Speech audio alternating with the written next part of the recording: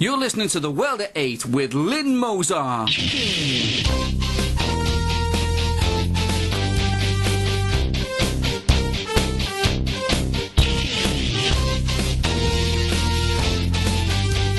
World at 8, the number one in nationalist news. Highlights of the news today, Wednesday the 30th of May. British kidnap victim freed in Sudan. Firms unable to find jobs for the unemployed to quit £5 billion work scheme. Lagarde attacks Greece whilst laughing all the way to the bank. Half of abortions in UK given to women who already have children. Mugabe as United Nations leader for tourism. Al-Qaeda second in command is killed in Afghan airstrike. Turkish PM says abortions are like airstrikes on civilians. Thought for the day, is it just the BBC and misinformation? Finally, a man covered in blood staggering around near a canal. What happens next? UK news. A British kidnap victim freed in Sudan. The Foreign Office has announced that Patrick Noonan, a British aid worker in Sudan, has been released after 3 months' captivity.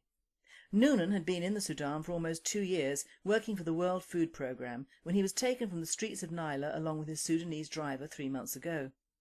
The driver was released the same day. Over 40 humanitarian aid workers have been abducted in the Sudan since 2009. Firms unable to find jobs for the unemployed to quit £5 billion work scheme. Employment Minister Chris Grayling will warn today that he expects several firms to drop out altogether from the work programme in the coming months. Mr Grayling will acknowledge that contractors are finding it more challenging than expected to find jobs for the unemployed. He insists that the government's flagship scheme to help the unemployed is well on the way to getting 100,000 people back to work since it was launched. He also claims it is still early days and the job market difficult. The scheme has managed to place only 20% of its clients in its first year. If it is early days, then we are unlikely to see an end anytime soon. Half of abortions given to women already with children. In the UK, 1 in 14 girls revealed to have terminated a pregnancy, while repeat procedures rise by a third as abortion rates continue to rise. For the first time since abortion was legalised, mothers overtook childless women in the abortion race this year. The latest statistics show that 51% of the women electing an abortion had 1 child. At the same time, women having had previous abortions increased to 36%. Euronews. While still insisting that the Greeks pay off their taxes, Christine Lagarde, the head of the IMF, pays no tax at all on her earnings of £350,000 a year. Part of this is paid by British taxpayers as the UK contributes 4.5% of the IMF's resources. She also receives a further tax-free allowance package of £52,000. It is clear that Madame Lagarde has no time for the Greeks' problems and has been quoted as saying that the IMF's money will be better spent on African children than on people in Athens. She has provoked a furious backlash when she blamed Greece's dire economic state on citizens who are trying to escape tax all the time. People in glass houses should not throw stones, Madame Lagarde. World News. Mugabe as United Nations leader for tourism. The United Nations, with infinite wisdom and malice aforethought, have chosen the dictatorial Mugabe as the United Nations leader for tourism. Mugabe's Zimbabwe, along with Zambia, will play host to a holiday industry conference to be held at Victoria Falls this coming year.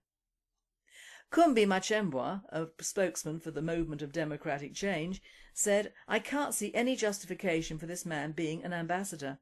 An ambassador for what? The man has blood on his hands. Do they really want tourists to see these bloody hands?"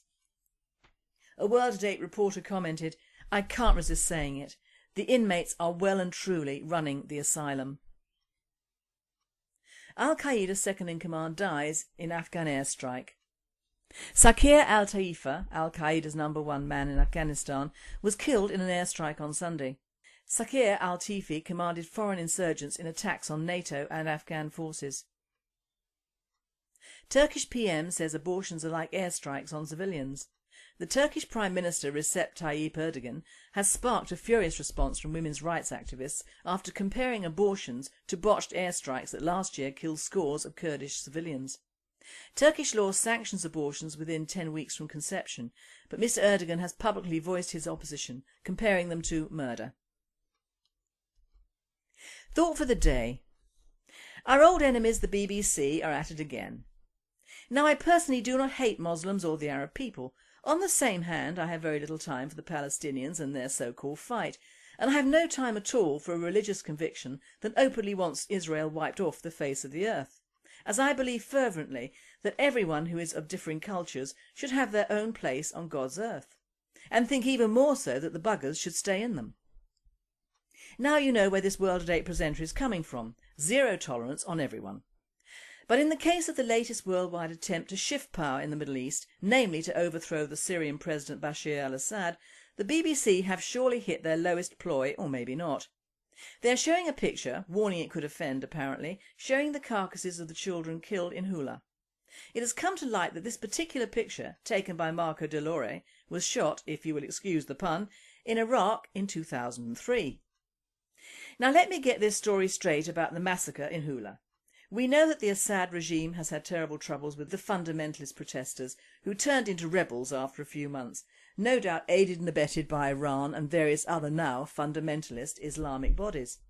Now the Arab world especially does not put up with protests per se. It is not in their genes. If you live in an Arabic Muslim country, you do not protest, and up to a couple of years ago this has been the norm, no protests. Then we in the West decided that the then president of Iraq, Saddam Hussein, should not handle his Kurdish protesters so harshly, and compiled a long list of do's and don'ts which finally culminated in invasion and death. The death knell for the Middle East started 50 years ago when we in the West refused to support the then Shah of Iran. Of course he had secret police and private armies. How would anyone control a country like that without them? The giant propaganda machine of the media was not in use then. Think about it. If Jimmy Carter had had the balls to support the regime his country previously backed, we would not have had 9/11, 7/7, Bali, Afghanistan, Iraq and more. Iran would not have developed nuclear weapons and the fundamentalist Islamic idiots to use them. We would have had relative peace in the Middle East and the rest of the world. It might also have been reflected in the massive immigration of the Muslim people to sunnier shores. Do excuse that pun. The United Dummies, my name for the United Nations, cannot wait to see Syria, which is a relatively westernised and peaceful country, go the way of Iraq, Libya and Egypt. And they and the Western media are going to fish up any and all old or new pickies to shock and awe us in Europe. Am I shocked or awed? No, afraid not. Sad though these deaths are, they are collateral damage in the Arab world where life is cheap. Now back to Syria. It has never been clear to me what the protesters were protesting about in the first place. They seem to have it fairly good. Of course it doesn't help that any time you see news shots from the rebels' side they are yelling Allahu Akbar when shooting off their missiles. Of course these people are after democracy, aren't they? Now, and I mean just if these rebels were using civilian houses as station for their mortars and rifles and firing from the top of them, with women and children below, then when firing back, government forces or sympathisers are not going to consider that and civilians are going to get hurt and killed.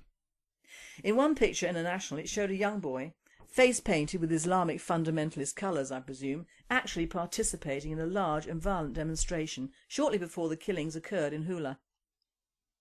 The paper intimated he had been amongst those killed. In this picture he wasn't alone. He was surrounded by many boys his own age, probably around 12 years old, and adults. I'm not saying their deaths were justified. No one can justify killing children. But I can understand that in this particular area of the world, where normal considerations one would hope are used in taming the population in the West are simply not used.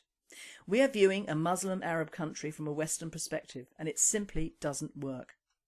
United Dummies want to move in and effectively not fire a shot.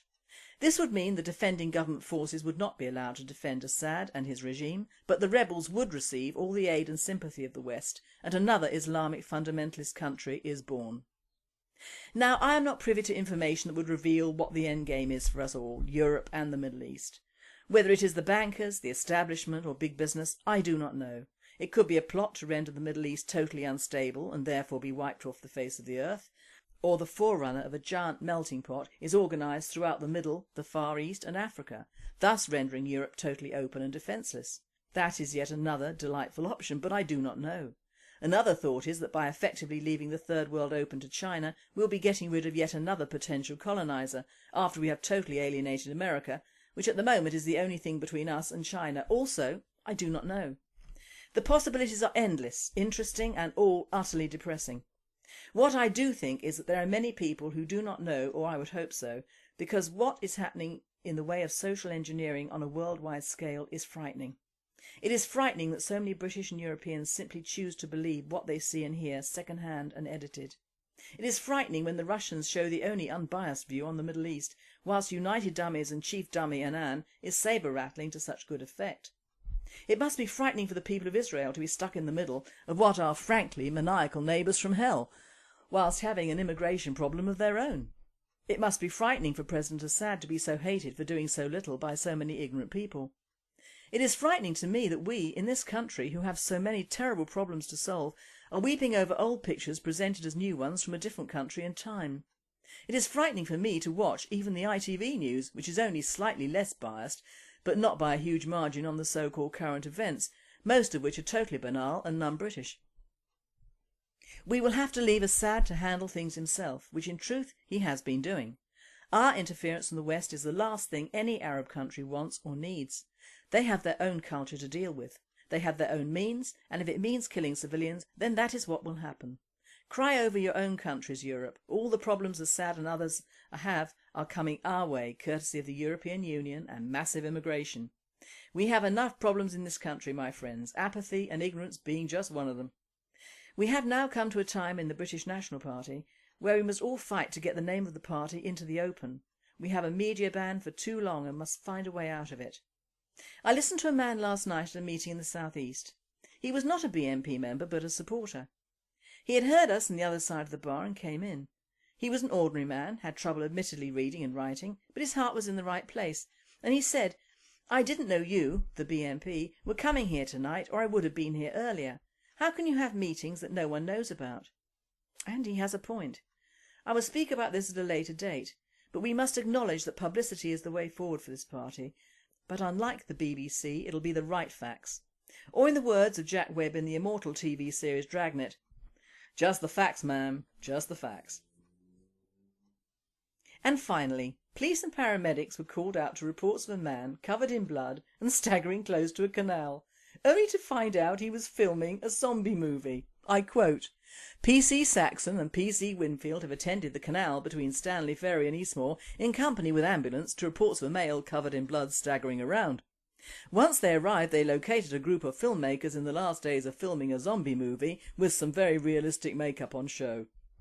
The film is being shot by Nicola Mortar, 31 of Barnsley, South Yorks for Safe House Pictures UK, which she co-founded with partner Damien. She said the incident happened as around 30 actors and extras were made up as zombies on the last day of a 5-day shoot. She said the police were fine and laughed. However, it is the second time the police have been on set. The first was to check whether the filmmakers could use a stunt gun. Bless our bobbies. You would think in the Muslim grooming area of Wakefield they would have had more to do, wouldn't you? You have been listening to The World at 8. I am Lynn Mozart and I wish you all a very good night.